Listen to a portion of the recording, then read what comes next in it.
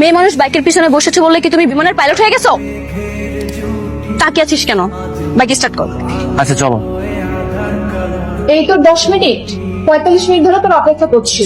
আরে ঠেলা গাড়ি তোর বাইক থেকে বেশি ভালো চলে, শুধু শুধু ওর বাইক দিয়ে আসছি আমি। এটা কে, দুলাভাই নাকি? এই তোর সারপ্রাইজ। কংগ্রাচুলেশন দোস্ত। দুলাভাই আপনি কিন্তু অনেক স্মার্ট। Thank you. দোস্ত শোন, ও আমার বয়ফ্রেন্ড না বা ওরকম কিছুই না। আমাদের বাসায় আসছে বেড়াতে আর কি, আমার বাবার বন্ধুর ছেলে। কিছুদিন থাকবে আবার চলে যাবে। আমি ঢাকায় আসলে চাকরির জন্য আসিনি, আমি একটা মেয়ের ভালোবাসার জন্য এসেছি। আরে তুমি এই কথাটা আগে বলবে না? শোনো, তোমার আন্টির সঙ্গে তোমার বাবাই কিন্তু আমাকে প্রেমটা করিয়ে দিয়েছিল। এখন আমি যদি তোমার জন্য কিছু করতে পারি এই ব্যাপারে, তাহলে তোমার বাবার ঋণ কিছুটা হলেও শোধ হবে। বলো তো, বলো মেয়েটা কে, বলো। আঙ্কেল, মেয়েটা দূরের কেউ না, আপনারই মেয়ে যারা। আপনি আমার বাবাকে আপনার আন্টির আর যারার পিকনিকের ছবিগুলো দিয়েছিলেন। আমি সেই ছবি দেখে আসলে যারা প্রেমে পাগল হয়ে গেছি, আর আমি শুধু যারার জন্য এখানে এসেছি। আঙ্কেল, আপনি চাইলে আমাদের প্রেমটা হবে, যারা আর আমি এক হতে পারবো। আমি বাবা হিসেবে আমার মেয়েকে তোমার সঙ্গে প্রেম করাবো? এই এই কথাটা বলতে তোমার একটু লজ্জা করলো না? আঙ্কেল, আপনি কিন্তু কথা দিয়েছেন, আর আমি জানি আপনি আপনার জীবন দিয়ে হলেও সেই কথা রক্ষা করেন। আঙ্কেল, আপনি বন্ধু একবার হেল্প করেন না, এমন করতেছেন কেন? আচ্ছা ঠিক আছে, আমি হেল্প করব। রেডি? হ্যাঁ বাবা। চল আমি তোকে নামিয়ে দিই। হ্যালো সাদিক, শোন, আমি না আমার গার্লফ্রেন্ডকে নিয়ে একটু ঘুরতে যাচ্ছিলাম, ঠিক আছে? কিন্তু ওর ওর বাবা না একটু ঝামেলা করতেছে। আচ্ছা তুই এখানে থাকলে কি করতি?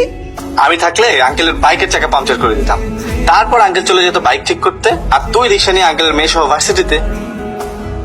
যতই বুদ্ধি করো না কেন, আমার মেয়ে তোমার সাথে প্রেম করবে না। আচ্ছা, না পড়লে তো আপনার জন্যই ভালো, তাই না? হ্যাঁ, তাই বলে একটু চেষ্টা করতে দিবেন না? আমাকে একটু চেষ্টা করতে দেন। চাপে ফেলে বাবাকে দিয়ে মেয়ের সঙ্গে লাইন মারছো, কাজটা কিন্তু ঠিক না। ঠিক না বাবা, এই দেখো এই কাজটা কিন্তু ঠিক না। আচ্ছা, আপনি বাবার দিক দিয়ে কেন দেখতেছেন? একটা বন্ধুর দিক দিয়ে দেখেন না। এই যে আমি প্রেম করতেছি, আমি কত কিছু করতেছি না? আপনার সমস্যাটা কি? ফোন দিয়ে ডিস্টার্ব করতেছেন কেন? এই একসঙ্গে রিক্সা যাচ্ছ ঠিক আছে, কিন্তু ফাঁকা ফাঁকা বসবা, আমার মেয়ের শরীরের সঙ্গে যেন টাচ না লাগে। আচ্ছা ঠিক আছে, সমস্যা নেই। এই কি ঠিক আছে? তুমি হাত সরাও, পিছন থেকে হাত সরাও। বেশি কেয়ারিং না? আরে আপনি আমাদের পিছন পিছন আসতেছেন কেন? সমস্যা কি আপনার? আমার মেয়ে যাচ্ছে তোমার সঙ্গে, আর আমি নজর রাখবো না? রিক্সা ফলো করো, রিক্সা ফলো করো, ফলো করো। অ্যাকচুয়ালি আমি তোমাকে সরি বলার জন্য এখানে নিয়ে এসেছি। দেখো, দেখা হওয়ার সময় অনাকাঙ্ক্ষিত ঘটনা, রেস্টুরেন্টে, বাসায় যে খারাপ ব্যবহার তোমার সাথে করেছি, তার সবকিছুর জন্য আই এম সরি। সরি বলতে হবে না, আমি কিছু মনে করিনি। না দেখো, আমি অনেক রাগী টাইপের একটা মেয়ে, তো রাগের মাথায় কখন কি করে ফেলি বা বলে ফেলি আমার মনে থাকে না, আমার মাথা ক্যাচ করে না আর কি। বাট তুমি যে তোমার বাবার বন্ধুর ছেলে, তোমার সাথে এমন খারাপ ব্যবহার করা আমার একদমই ঠিক হয়নি। তুমি যেভাবে হেসে হেসে কথা বলতেছো, আসলে তোমার উপর আমার সব রাগ অভিমান সব ভুলে গেছে। সত্যি? তাহলে ফ্রেন্ড? কি ব্যাপার, আপনি এত ডিস্টার্ব করতেছেন কেন? আপনি কি খেতে কাজ নাই? এই তুমি আমার মেয়ের হাত ধরে আছো কেন? কি বলছে যারা? তোমাদের মধ্যে কি প্রেম হয়ে গেছে নাকি? আপনাকে বলা যাবে না। আমার মেয়ে তুমি আমাকে বলবে না? আপনাকে বললে আপনি যদি আবার ঝামেলা পাকেন, তাই। আচ্ছা শুনুন, রাগে তো আপনি ডিস্টার্ব করবেন না, ঠিক আছে? কি কল দিয়েছে? আর বললো না, পাগল সারাদিন ডিস্টার্ব করে শুধু। এসব কি হচ্ছে? ছাদে এত কিছু কখন করলে, আর কেন? করলাম একা একাই। আর একটু পরে তো 12টা বেজে যাবে, আর আজকে তো যারার বার্থডে, ভাবলাম ওকে উইশ করে সারপ্রাইজ দিব। আমাকে তো বলতে পারতে। না, আমি চেয়েছি যে একাই উইশ করবো, তাছাড়া আজকে উইশ করার পরে ওকে আমি প্রপোজ করবো। আমার কি মনে হয় আমার মেয়েকে প্রপোজ করবে আর ও রাজি হয়ে যাবে? আর সব ব্যাপার চেষ্টা করতে দোষ কিসের? আমি এত কিছু জানি না, আমি প্রপোজ করবো। আপনি একটা কাজ করেন, আপনি নিচে গিয়ে যারাকে কিছু একটা বলে ছাদে পাঠান, happy birthday to you, happy birthday to you. আমার বার্থডে তুমি জানতে? কি বল, যাকে মনের মধ্যে জায়গা দিয়েছি তার বার্থডে ভুলে যাবো? মানে ঢাকা শহর আমার কখনো পছন্দের ছিল না, আর চাকরি তো দূরের কথা। আমি যে ঘুরতে আসবো কখনো এটা কল্পনায় ভাবিনি, কিন্তু ফার্স্ট যেদিন বাবার ফোনে তোমার ছবিটা দেখি, আমি সত্যি বলতে তোমার প্রেমে পাগল হয়ে যাই। তার মানে চাকরির গল্পটা তোমার বাহানা ছিল? হ্যাঁ, বাবারও 1 বছর আগেই তার বন্ধুর কাছে কথা দিয়েছিল যে তার বন্ধুর ছেলের সাথে আমাকে বিয়ে দেবে। আর যেহেতু বাবা কথা দিয়েছে, তার মানে বাবা তার কথা রাখবে, এটা আমি খুব ভালো করেই জানি। আর সেই জন্য তুমি বাদের পর যখন আমাকে প্রপোজ করেছিলে, আমি কোনো রিপ্লাই করিনি। আচ্ছা, তুমি কি তোমার বাবার পছন্দের ছেলেকে বিয়ে করতে চাও? আমার চাওয়া পাওয়া তার কি থাকে?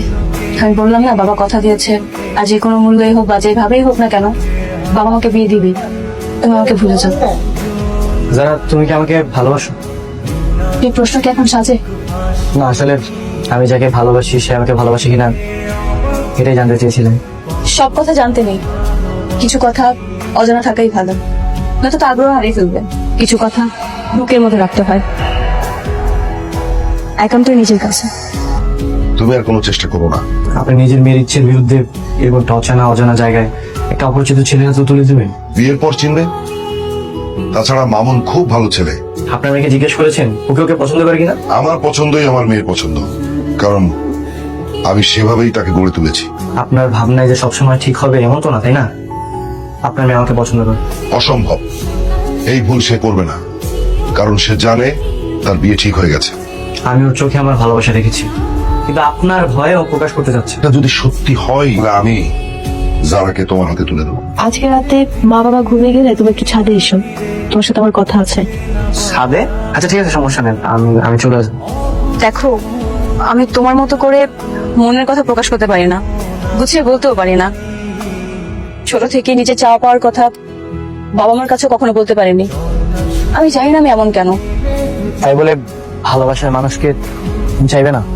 আমি জানি যারা, তুমি আমাকে ভালোবাসো, কিন্তু আঙ্কেলের ভয়ে তুমি প্রকাশ করতে পারছো না। আমি কি ভুল বলেছি? না, তুমি ভুল কিছু বলনি। আমি সত্যি তোমাকে অনেক বেশি ভালোবেসে ফেলেছি। আঙ্কেল, আমি জানি আপনি রাতে সবকিছু শুনেছেন। আপনি এখন কি করতে চান? আপনি তো আপনার মেয়ের মনের কথা জানেন। এখন আপনার সিদ্ধান্ত কি হবে? আমি কখনো আমার ওয়াদা ভঙ্গ করি না সৈকত।